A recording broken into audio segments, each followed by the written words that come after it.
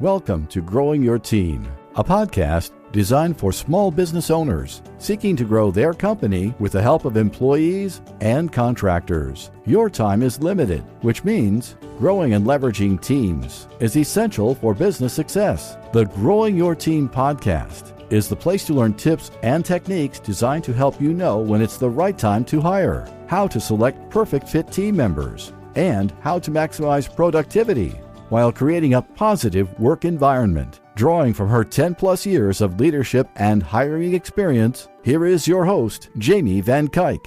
Hello, Jamie Van Kuyk here, and welcome to the Growing Your Team podcast. In today's episode, I am chatting with Micala Quinn, who has grown a business all about helping connect businesses and freelancers so you can get the right help onto your team. Micala is sharing with us her journey to starting this business and also some useful tips that will help you make sure you are starting off right to get the right person on your team, you're budgeting correctly for the positions, and creating an environment that is beneficial for both you and the freelancer or contractor that you hire.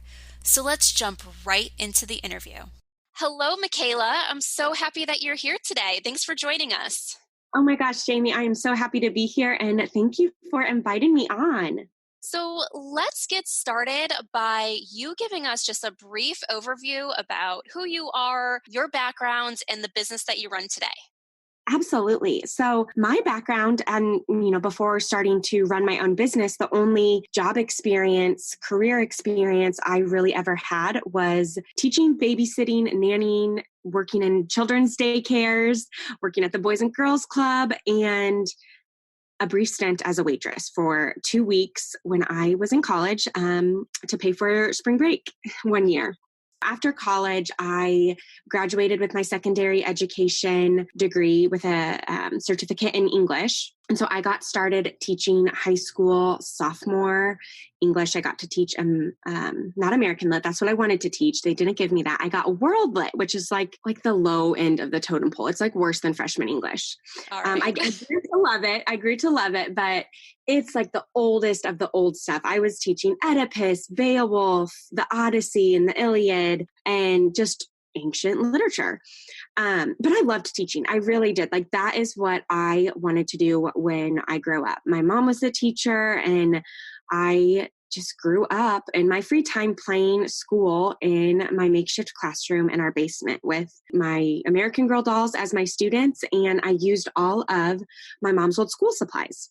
So that, I knew my whole entire life, that's what I wanted to do, and went to school, got, the job at a high school I wanted to work at. And it was actually that high school that my mom was still teaching at. And it was great until I had my daughter. And when my daughter was born, I just kind of started to rethink all of the things that I knew about teaching that they warned you about in your professional classes in college, reminding us the pay is going to be not the best. I hope you like budgeting, and that teachers are really overworked, and back to that, the amount of money you make really underpaid. And I just kept ignoring that. Who cares about those things? I don't need a lot. I didn't realize how expensive children were or what daycare expenses were going to look like. And I also didn't know the immense amount of desire that I would have when I held my daughter for the first time to be with her all the time. And anytime I started to think about daycare and going back to work, it was just a really big spot of tension for me. And my husband, honestly, too, because I tried bringing up hey, what if I just stayed home and I didn't go back to teaching? And he was like, hey, remember that conversation we had when we were house hunting and you convinced me to buy the house at the top of our budget instead of a more modest, starter home? I was like, oh, but I didn't know. So I went back to work this would be my third year teaching. So we kind of got engaged, got married, bought a house, got pregnant right away. Our daughter was born 9 months and 2 days after our wedding. So it was just like a lot crammed into not a lot of time. Right. And we were still young, still early in our careers. There really was no way that we could become a one income household. And that just caused so much tension for me. And going back to work, going back to teaching, I started to resent everything, like the low pay, all the extra work, just all the meetings. And I just really started to resent my job, and then like resent myself, because I'm like, why the heck do I not like this anymore? This is everything you always wanted to do. What is wrong with you? So after about like a 6-month pity party, I finally just decided, okay, I'm going to figure this out. I'm going to find a way to make an income from home. And I just started searching, and that could be a really long story, but finally, after a long time searching, I got started as a freelancer. I got started as a virtual assistant and grew my freelance virtual assistant business. Eventually got pregnant with baby number 2. And that was my 4th year teaching. So again, another like bam, bam. And that year I was building my business while pregnant, while still teaching. And then my son was born in April. And at that point I was working 15 to 20 hours a week on my freelance business, in tripling my take home pay. So I brought home about $3,500 as a freelancer, working like a fraction of the hours. Wow. So it was a no-brainer to walk away from teaching. And shortly after I did that, there just kept being all these other moms that were asking, either in like mom Facebook groups, or they would ask me, hey, how can I do what you did? And so that's how I kind of started what I'm doing now. I just started helping moms say, hey, this is what I did. This is how I got started. And the demand was so huge, with so many moms just locally wanting me to help them. And finally, instead of helping everyone for free, via Facebook Messenger, one at a time, I decided to start a Facebook group and just started helping in a like one-to-many capacity. And then that grew into my online course, which helps women leverage their current skills and experience into a freelance career from home. Awesome.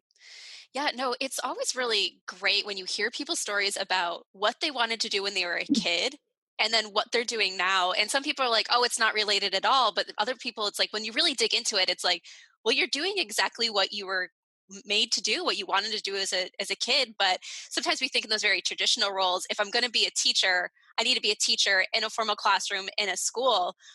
But you're still a teacher. You're just doing it at a completely different level with completely different students, but you're really bringing that whole wish and dream as a child, through fruition of what it really meant for you to be a teacher and to be happy in that career. Yeah. And the different students now kind of makes a bit of a difference, because they're actually paying to be there. They're excited to be there. They're not forced from the Department of Education that you must take sophomore English. So it's definitely, it's very similar, but it's just what I need with where I'm at in my life now. Yeah. And I think that leads us great into the next thing I wanted to ask you about, which some people might be sitting here wondering, like, why do I necessarily have you on this podcast when it's all about growing teams? But one of the things we really didn't get into too much with, what you do for your current company is, yes, you're helping people grow their freelance companies or their businesses where they're running it from home. A lot of them being moms, they have kids alongside, but there's this other part of your business where you're kind of helping these people that go through your program find jobs. And that's where kind of what the people I work with come into play is you have a way to connect the people who need to hire a freelancer or a contractor with the people who have gone through your program. So let's talk a little bit about that and your hire form and what made you create this hire form and how people are using it today.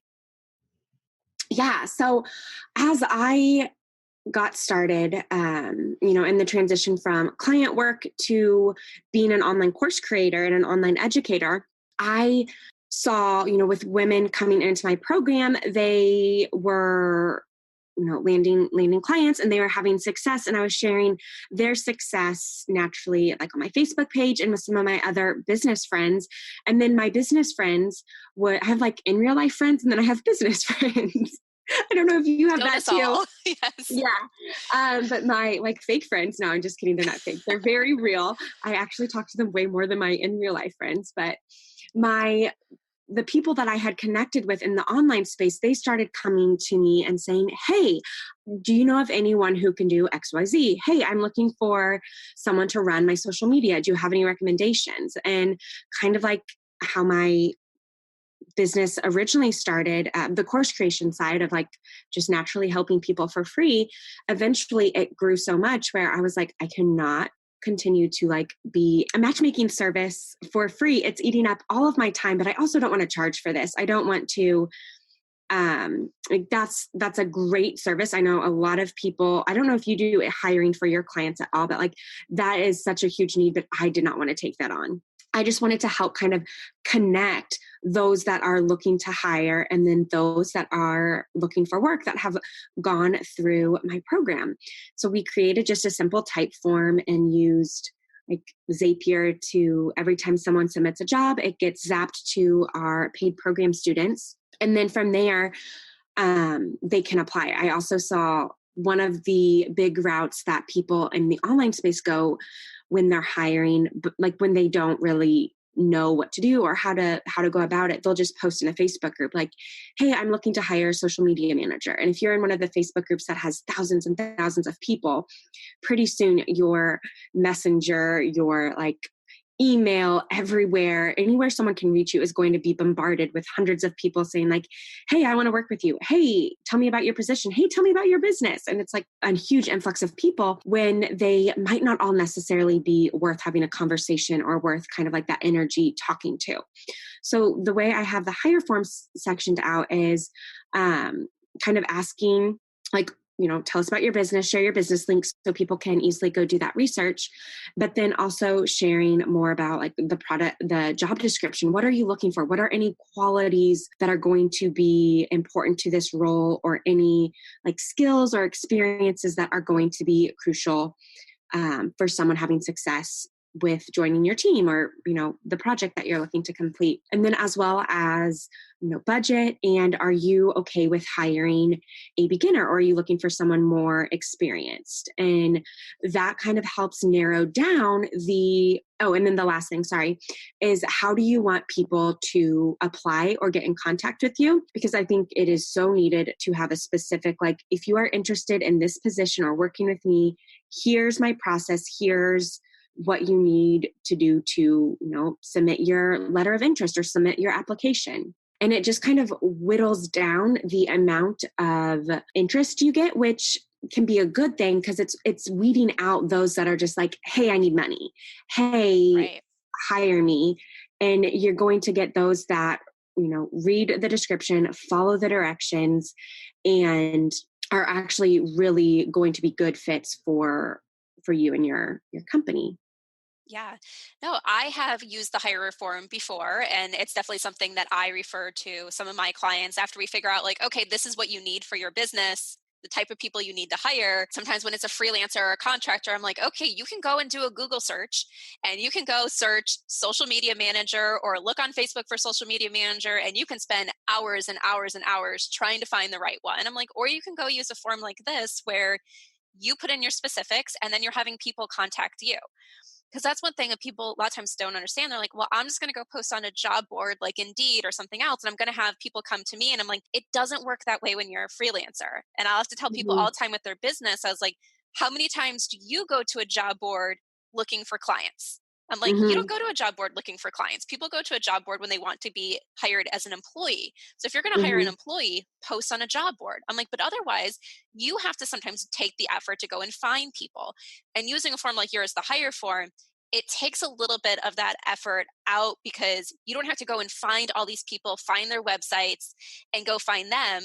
It's a source, it's a resource where you can go post what you need. And then once again, you're having people come to you just like you would post on a job board for an employee. And I would say when I used it, being someone who helps people hire, know how to be very specific in everything I wanted. And it was like, I think I got two really good people that replied. Because what I was doing, and we'll get a little bit more into budget, what I was doing, I was like, hey, I'm just looking to test something out. I just want something for a few hours per month. Because it's just a few hours per month, this is what the budget is. So if you have a package that's 20 hours per month and like this, I was like, you have more than I want. I'm like, I just want someone who's going to test this out for me, maybe 5 hours per month. Here's the budget. So a lot of people are like, no, I want bigger projects. So they passed on it. I didn't have to weed through like a Facebook post where I had 100 comments of, yes, hire me, hire me, hire me. It was like, no, it made it very clear. It made it very easy to find and hire the right person for what I needed at that moment in time. Yeah. And I don't like wasting time. I don't want to get on hundreds of calls or have hundreds of different conversations with people who essentially offer the same thing. And so we actually just hired another person. And this was the first time that I actually used my own hire form. In the past, I've always just kind of, since I'm in there, I know people really well. I know personalities. I know work ethic. I know what kind of work they're doing. I can just be like, hey, you, are you looking for another client? We're looking for XYZ. Like, are you interested in talking? But this is the first time we used the hire form. And we got a lot of, I think we had 50 to 60 applications that came in, and we narrowed it down. I say we, but my director of operations narrowed it down and did 2 interviews with her top 2 choices. And that was just over a month ago. And she has been, it's been such a great fit. Okay. She's came in and just knocked out all of these tech projects that we've been needing done. One of the things I talk about a lot when you're going through your hiring process is some people will be like, I posted, I got 100 resumes. Like, what do I do? All these people applied. What do I do? They're like, I don't have time to interview them all. And it's like, you don't have to interview them all. You should really be doing a very thorough check on resumes, know what you're looking for. So when I say a thorough check, I'm not saying take 30 minutes per application, per resume, go browse everything. You should be able to do it pretty quickly. And a lot of times I teach my clients how to do it pretty quickly, but you do a lot of that upfront work. So you're getting good people in for the interview. And then like you said in your situation, you brought 2 people in for an interview. And then, but you had this other group of people that you're like, if for whatever reason these 2 don't work out and we have to go deeper into our candidate pool, this is our next group of people. And that's sometimes what I tell people as well is like, don't bring in the maybes for an interview unless your yeses don't work out. Yes, I love that. And that's kind of what we did. We were very specific in like, if you're interested in this position, answer these questions in an email. And it was very interesting, like how people responded. Most people just went like right into the email of like, the first question we asked it is like, what is your requested hourly rate? And most people, I would say like 90% just went straight to my hourly rate is this. And then like just answered the questions. But those that we were like, ooh, like maybes and yeses took the time to kind of introduce themselves or just like build a connection and a relationship before they were like, hey, my requesting salary is XYZ. So those people that followed our instructions, but like introduced themselves a little bit before they just dove in, we felt such a better connection to. And those were the people that were like, I love what they said in here. Let's talk to them. Yeah, that's great. So let's go talk a little bit about the use of this hire form. So what type of positions can people use the hiring form? What type of freelancers and contractors can they find? Like, who do you have in your community there? Yeah, I mean, I've been running my program now for over 2.5 years. So I have people from all sorts of experience levels, like people that joined just today. So they're very green and their hourly rates are probably going to be on the less expensive side. And then I've got people that have been doing, marketing in their day job for 10 plus years. And then they've been in the freelance side for like a year, or, people kind of in the middle of there. But there's all different types of positions, from virtual assistant, social media manager, podcast producer, media PR, SEO, web design, copywriting, content writing, any bookkeeping, like any service that you need to run or grow your business that someone can do virtually. There are women in my program who do that. Awesome. So what if someone's out there listening, they're like, yes, I need help. I'm really intrigued about this form, but I don't really know exactly what I should be hiring for, what my needs are. What's your advice to those people? So I like to kind of have people start brainstorming down like, okay, what are all the things you're doing in your day job? Or not in your day job, but like in your business, what are all the Right. things you're doing? Sorry, I've like, okay, got us. Most of the interviews I'm on are for figuring out what your skills are to freelance. Well, But probably a lot of people here, it is their day job because it's their only job. yeah. So you write down like what are all the things you're doing in your business daily. Track it kind of for a week, or if you don't want to keep a journal for a week, sit down and think about through like monthly, weekly, daily. What are all those tasks that you have to do to grow and run your business? And then you can, kind of start to color code it, like circle the ones that you hate doing, circle the ones that you don't know how to do, that, aren't your strengths. And then also adding on, like with a star, things that you aren't doing yet, but you want to be doing, or it's kind of like a goal. So kind of first just starting doing a massive brain dump of all those things, then going back and kind of organizing them by this is what I hate, this is what's not getting done. And this is kind of like my wish list for what things were getting done. Whether, and some of that wish list stuff might be things that you can do if you had more time, or things that you're like, gosh, I just wish there was someone on my team to just take this project and run with it. And so then from there, kind of prioritizing based on where you're at in your business, what is the, most crucial and most important piece to hire next. In my experience, having a virtual assistant, that was one of the best persons to bring on early on in my business because of the variety of things that they could do. They were able to take over all of the like admin and just little tasks that ate up my time, and like the email management, so that I had more time to spend doing like content creation and doing my social media. So for me, when I was in the beginning stages of hiring, it was I needed someone to kind of just come in and take over lots of different things. So if you don't have a virtual assistant yet, and you look at your list and you see lots of different like odds and ends and tasks that are things that you don't necessarily have to be doing, to me, that would be a good indicator that a virtual assistant would be your next bet. But if you already have a virtual assistant and someone taking those things, or you're like, the back end stuff, I don't really have a lot of admin type stuff yet, I don't think VAs for me. Another big first hire is someone to come in and take over the marketing side of things. It can be a time suck, is writing all the caption and like, how do I show up on Instagram and Facebook and send engaging emails? And so another early position that I brought on was a copywriter who could write for emails, they could write for blog, and could write for social media. And then from there, just kind of looking at like what is most needed, what's kind of more wish, and then prioritize from there. Yeah, no, that's definitely very similar to a lot of the things I bring my clients through when we're trying to figure out what position. Definitely looking at, what do you wish there was two of you for? What's, do you not like doing? And like you mentioned, like the wish list. And sometimes I feel like that's a really good thing, because I would sometimes work with clients. They're like, well, I got all this. Like my business is stable. Why do I necessarily need to pay someone? And sometimes when we look at the reason why they need to hire is because there's other things they want to do in their business that they can't do because their time is spent getting their current business like running. Their time is spent on their current clients. They can say yes to their current clients. They can say yes to new clients coming into the process and the products and the services and everything that they have. But there's this other thing that they want to do. So someone I was working with once, they wanted to start a podcast, but they didn't have time to do all the back end stuff that goes into doing it. And it was like, they're like, well, maybe I'll just keep putting it off.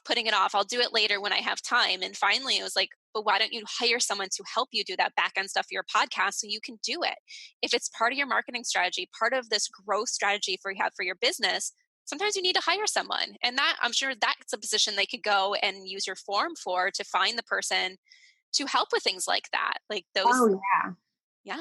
Absolutely. A lot of moms are loving offering podcast production and podcast editing and management, because it's one thing that you don't have to be available 24/7. So it's really great for a mom who's looking to work a couple hours in the morning and maybe a couple hours in the evening, because it's such a like project based. There's not a ton of back and forth unless they start managing like the client reach out and the content creation and all of that. But there's totally a lot of moms in my group. If you are wanting to start a podcast and the tech is holding you back or intimidating you, that was one of the things that I did. I wanted to start a podcast, but I also knew the only thing that I wanted to do was show up and hit record.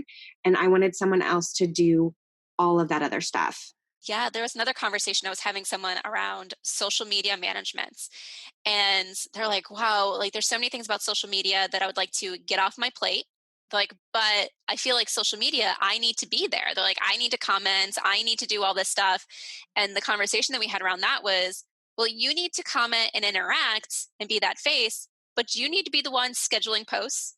Do you need to be the one looking at analytics to see which posts are actually doing well? Like which ones should you repeat? Like, I'm like, there's so much more to social media management than showing up and interacting. So I was like, what if you showed up and interacted and that was all you had to do? And you had someone doing everything else. And that's like when the light bulb kind of went off, it was like, you can start taking small chunks of what you're viewing as one whole task and hand off those smaller tasks, the things that you don't have to do, and just do the things that you need to do. Yeah, sometimes you need to be the face of your business. You're not going to put somebody in that role, but what can you hand off so you have more time to be the face? Absolutely. And even like I would challenge that, because that was something I used to think too, like no one can write in my voice. No one can create content how I would.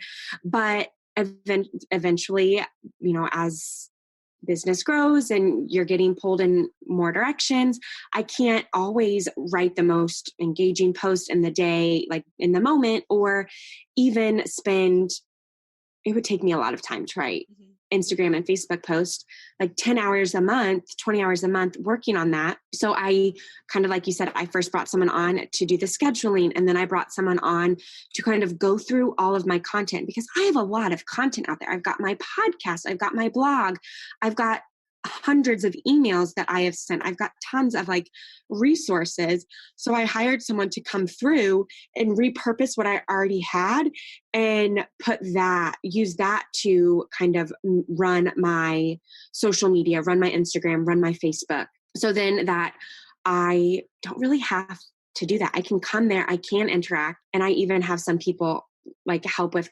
commenting and responding to people. I still do some of that myself too, but I have help with that, just because it does become such a huge time suck. And I would hate for like someone to see my content, see my post and comment and interact with me, and it just be crickets back on my end. Right. That like makes me, that's kind of like, I hate it when it happens to me and I comment on other people's things, if it's a business or anything, and they just don't even acknowledge or like it or be like, hey, thanks. So for me, that engagement and trying to comment back to as many people as we can is kind of like a big deal for me. Yeah. And I think it's one of those things where, as I always say, like a lot of us are trying to create businesses that are bigger than ourselves. You know, some people it's like, okay, I'm fine with this smaller business, you know, where it's just me. But other people's like, no, I want this, in a way, this empire. And but it still might be a self-branded business, but you want a business that's bigger than you. So you have to learn what you can give up control over, and what's really important, like to be your face, and what you can have other people do. Because at the end of the day, some of the clients are hiring you and working with you because they're working with your brand and those things that you put out there and that support that you put out there. And doesn't necessarily have to be you personally, but it has to be somebody within your brand. Yeah, absolutely. And when I started moving into the online course creation side, I quickly let go of my freelance clients because I knew I could not do both well. And I also knew that like one of my like big pushes to start my own business was to be at home and be present with my kids more and work part-time hours. I only want to work 15 to 20 hours a week of like time at my desk. And so I knew going in that I was going to have to hire people to help support my dreams, my goals for my business, in order to kind of preserve the lifestyle and I hate the word balance because it can be so like off-putting to some people, but really to achieve that like ideal scenario that I wanted. And I know that. So when I look at my profit and loss at the end of every year, contractors is a big expense for me. And my profit margin might be a little bit lower than someone else who does everything themselves. But to me, having my sanity and having the time to be able to walk away and be like, you know what, I'm not working today. Everyone else is managing the inbox. Other projects are getting worked on. It's fine. Yeah. Yeah. No, I always say when you're hiring, you manage ROI typically in one of two ways. One is financial. So you're expecting to earn more money from hiring than you are paying out. I was like, but then some people, time is the biggest ROI. It's what's most important. I work with some people that say, I don't care if my business ever makes a dime off of hiring this person. I have the money in my business, in my expense budget to cover this person. I want the time back. Because for Mm-hmm. some people, they're working 80 hours a week and it's like, I just need time with my family. I Mm-hmm. need someone else to do this. And I'm fine not making an extra dime. Another big kind of hire that we just did in like October-ish. So a couple months ago, it wasn't actually a hire. It was just moving a current member on my team into a new role. But it was a bigger role and a bigger investment. We moved her into like the director of operations role. And at first I was just like, why in the heck am I going to hire someone or not like hire someone, but pay someone to help manage like these other people that I have already hired to do their job. Mm-hmm. And I was talking to Natalie Gingrich because she runs a program helping people become certified director of operations. And I was talking to her and I was like, okay, here's my hang up. It just seems so frivolous and so waste of time to hire someone for that position. And she was like, Micala, you are hiring back like your time and your peace of mind. Because what happens as I had like a copywriter, a podcast producer, like a web development, a tech VA, virtual assistant doing the inbox, there were all these people coming to me like, hey, I have a question. Hey, can you help with this? Hey, can you review this? And I was just constantly overwhelmed with all of these people that I have hired to take away that overwhelm. And so she kind of just came in and acts as that buffer and that kind of strategic partner, helping me stay on task, helping like everyone else stay on task and making sure all my ideas don't like overwhelm the business growth. Right. Which is funny. There's so many people that I've worked with who that the first person they want to hire is someone that's going to manage all the rest of their hires. And sometimes I have to say, hold on, we're not ready for that yet. Like you you can't need hire to know, a manager if there's no one to manage. You need to know how, like, what do these roles really mean to your business? Like, how do you measure success? Because they're like, well, I just don't want to manage. I don't know how to manage people. I was like, but you still have to manage someone. Even if you're just managing that manager, how do you manage the manager? And then do you know how to manage the manager in a way where you know if everybody beneath the manager is doing their role correct? Mm-hmm. If you don't, I was like, then that manager could potentially be taking your business in a direction you don't want to go. But if you're just like, oh, they're going to handle everything, you don't know that. So sometimes it's like, okay, how do you, yes, eventually you can move away like you're doing and put that buffer between you. So you don't have to deal with all those questions. You have someone specifically for that.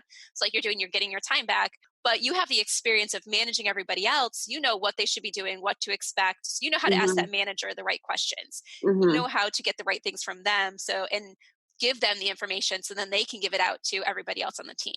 Yeah. And I loved that we moved someone from our current team into that role. This specific person was my very first hire ever. She started as kind of like a jack of all trades VA over 2 years ago.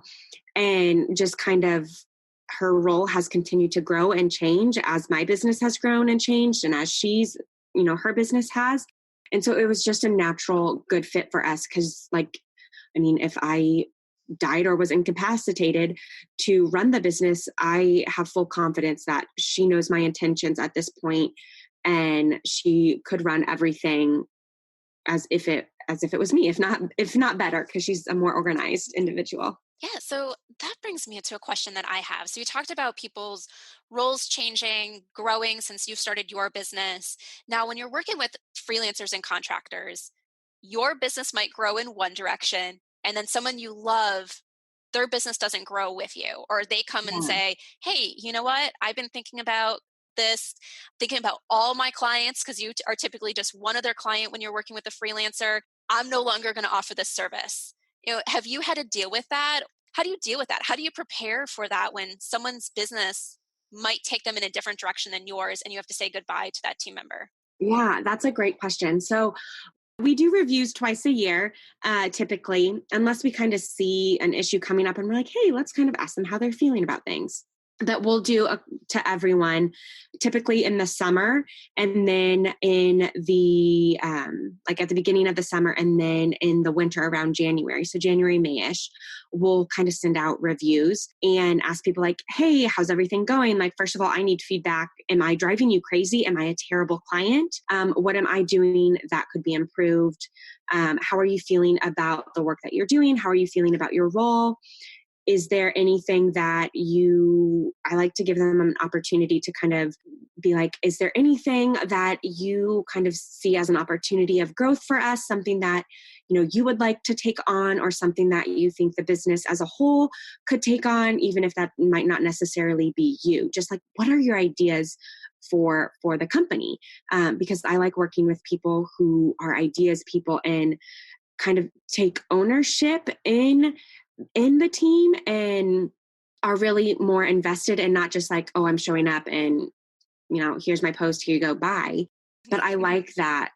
I like those kind of ideas people and thinkers. And so that is a good time where we kind of start talking about that. And then we also ask, like, what is, the direction of your business? And that's opened up a lot of opportunities where people have grown, or people have like, oh, I would love to learn Facebook ads, or I would love to learn how to do Pinterest. And so that's where I've provided them with that opportunity to kind of learn and grow. And for the most part, every time I've done that, except for one person, it's always been, we've grown together. But there has been one, she was one of our copywriters, and she was awesome and so good, like so good at capturing my voice.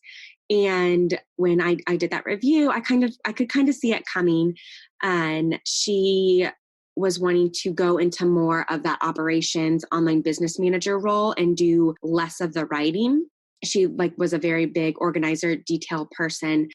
And so she had to walk away because there wasn't a fit for that in our business. There was already someone in that specific role. That's fine with where I'm in my business. I want everyone's business to grow and transform. And if that means we no longer work together, that's okay. And that's fine. And while it might be sad that I don't get to talk to them as much as I used to, I can still stay connected. Yeah, I definitely love that. Keeping communication open. There's so many people that are just afraid to have those conversations. And I was like, have the conversations. What's the worst that's going to happen? They're going to tell you, guess what? I'm going a different direction in my business and I can no longer have you as a client. And if that's the way they're feeling, know that. And you don't want that person working with you, because the type of work that they're going to do, if that's not what they're wanting, and maybe they're scared of that confrontation, or they're scared of hurting your feelings, or, whatever could be going on there. And they're just doing it out of duty and fear, or scared of change, the output is not going to be most likely as good as if it was someone who was super excited to be there and super excited and pumped up about the work that they were doing. It's always one of those risks when you're working with freelancers, is knowing that their business might go in a different direction than yours. Maybe your business isn't growing and changing at this point in time. So when theirs grows and changes, you can't bring them on. But yeah, when you have those conversations, they might be able to fill that gap that you're considering. They might be able to serve you in a different way. And, always communicate. Have that, the open lines of communication is great. So whether it's an employee or a contractor, just so you're informed. So if someone is going to be leaving and you're coming near to an end of a contract, you have time to replace them before they're going to be gone. If you know that one of your freelancers is only going to be around for another month, wouldn't you rather have that month to replace them than to be scrambling and being like, how am I going to fill this hole until I find someone new and get them up and running? Absolutely. So one of the things that I want to circle back to, and we talked about it just briefly, but I know there's a lot more about this subject, is budget. So a lot of Mhm. people, when they hear work with a freelancer, outsource, sometimes people think they're going to get really cheap labor. So tell us a little bit more about that. So when working with freelancers, what should we expect? So if you want to use my hire form, the majority of the women in my group are not going to be the cheap labor option.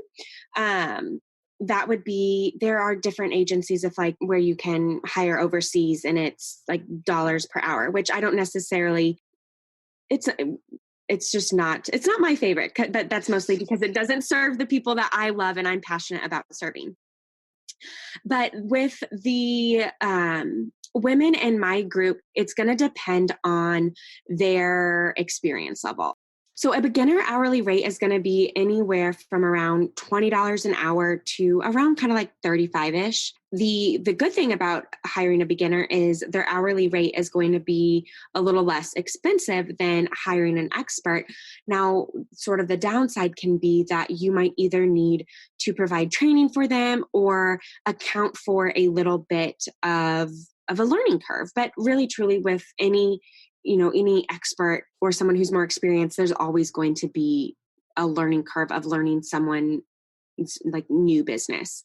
And then if you're wanting someone with a little bit more experience, someone where you maybe won't have to provide that training or provide a lot of handholding in the beginning, that's going to be looking anywhere from, 35 to 50-ish an hour for kind of like a mid-range. And then someone who is more of an expert in their field, in their industry, they've got amazing case studies. They've invested in their business, in their skills training. They've got tons of case studies, and they've been doing this for multiple years. It's not uncommon for experienced directors of operations to charge 200 plus an hour. So some people might be listening and saying, wow, like even $40 an hour, that seems like a lot, or $25 an hour, that seems like a lot. So you might be listening thinking like, why am I going to pay that much for somebody? I can get an employee, hire them part-time and pay them like $15 an hour, or try to get away and pay someone minimum wage. And, so one of the things to think about it differently is a lot of times when you're working with a freelancer or a contractor, you can have them for fewer hours than you would an employee. So in my case, when I first used the form and hired someone, I hired someone for 5 hours a month because I was like, I just need to figure this out. 5 hours a month is really all I need. And I paid that person, I think it was $40 an hour. There was no way I was going to have an employee and have them work like 1 hour a week. But working with a freelancer, that person worked took 5 hours of the month, did what they needed to do, and then okay, I took that stuff the next month, like they went and repeated it for the next month. So I didn't have to go and make this huge investment in order to figure out, okay, help me figure this part out of my business, help me figure it out. I just need your expertise for this little bit a month, or sometimes it's this little bit a week. So sometimes that's some of the difference of, yeah, an employee can be cheaper per hour, but I have to have them for more hours. Even a Yeah. part-time employee, you typically have to have them for more hours because no one's going to sign on for a job for an hour a week. And then you also want to look at though the quality of the output that you would get. The freelancer, they're going to be invested in their business and your business and their growth. Whereas I'm looking at like a freelancer to an employee, there's someone who's going to be constantly like sharpening their skills and staying up to date on industry standards, where an employee is just going to be like, okay, send me the work, boss, and Exactly. I'll get it done. And that freelancer, yeah, it might be a little bit more expensive hourly, but the expertise that they bring and the results that they can get you and the strategy and the strategic thinking that they can bring to that position would be way greater than like a minimum wage or $15 an hour employee role. Just because you want to think about, okay, who's the person that's like looking for the part-time role versus the person who's looking for the freelance role. And a freelance role, when you're hiring contractors, sometimes they have their own team of people behind them, or because they're a business owner, they might even have other people that they rely on, other resources that they have, that if you hire an employee, they don't have those. Like the employee has what you give them. Where a Exactly. freelancer, it's like, that's their business. You said, like, you're typically one of their clients, which means maybe for you, they're only doing, let's even say 5 hours a week, but they might be working 35 other hours on other clients' stuff, which means they're constantly learning. They're being having new things coming in front of them. So yeah, you're getting, like you said, a lot of times a lot higher quality work because of the fact that they're experts.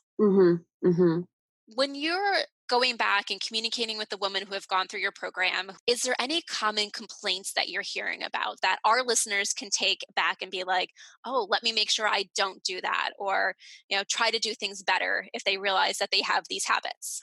So there honestly really aren't a ton of complaints that I get from women that have gotten hired through the hire form. The only thing that constantly comes up is when the budget's like, oh, I want an expert in, and they list like all the software programs, someone who can podcast produce, someone who's an expert, with Audacity. I want an expert with copywriter, someone, and they just want like all of these experts in one role, and like the pay is really low. Sometimes it's okay. You need to look at, okay, are you wanting that expert? If you are wanting that expert and you need multiple things, that's going to be multiple hires. Another thing that sort of comes up sometimes is complaints when people hire someone and then they're so disorganized, like they're looking to hire a virtual assistant, and then they themselves in their business are so disorganized and they're way busy, they don't even have time to delegate work yet. And so maybe they'll buy like a 20-hour package and then they're not even sending work to the person that they just hired. Right. No, I see that sometimes when I'm working with clients. They're like, I hired someone, but now I'm just paying them because I don't have time to train them, or I don't have time to delegate. And I was like, oh, don't tell me that. Like, no, if you're going to hire someone, you need to start handing work off to them. You need to start using them. You need to, if it's an employee, train them. I always tell my clients, when they're hiring, that start date is important. Like, you need to hold true to that start date and not just be like, okay, I'm going to pay you starting this date. It's, I am going to use you starting this date. Because if you're not going to use them on that date, there's no point in hiring them. So yes, definitely get all your ducks in a row so you can hand things off. All right. So I think we've talked about a lot of great things. So if people are wanting to use your hire form or are wanting to get in touch with you, how can they do that? So my website is micalaquinn.com, and you can just go there, and right at the top, we have in the header, hire your next team member, and that'll take you right to our form. Or you can even just go to micalaquinn.com/hire and fill it out. It is a real quick little like type form that you can fill out, and then it will automatically get sent to the women in our program, and you'll get applications of those people that meet, the requirements that you set, the budget that you have, and the project that you are looking for. Awesome. And we'll be sure to share all those links in the show notes. All right. So one final question that I like to ask everybody is, whether it's been in our professional careers or in our personal lives, we've all had people that we've worked with or interacted with in some sort of management or leadership role, people that have been above us that we've looked up to, whether it's been a boss or a leader in some other capacity. Thinking about the people in your life who have either been a boss or some sort of leadership role, what is one thing that really stands out to you? If you're going to say, this was the best boss or leader I've ever worked with, what was one quality about them that made them stand out to you in your minds like that? So I've got two people that I'm thinking of. One was my college boss, and I worked at the Boys and Girls Club, and I started as just like an after school chaperone for the like kids who were in the middle school program who didn't ride the bus home, and they just hung out at the school. So I started as one of those supervisors.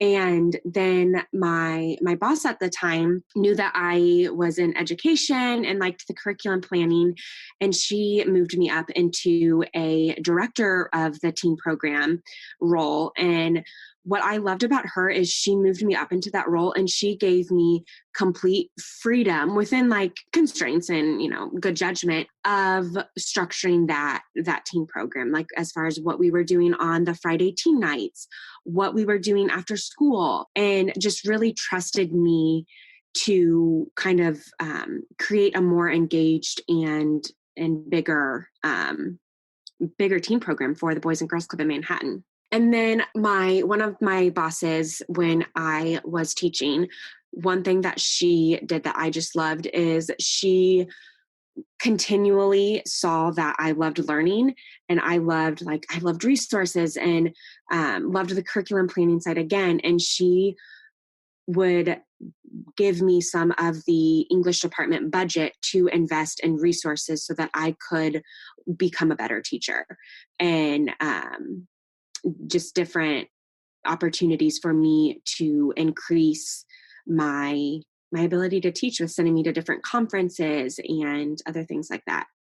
That's great. So it sounds like both of them really saw the potential in you and wanted to help you succeed and really grow in your role. That definitely does make a great leader and great bosses.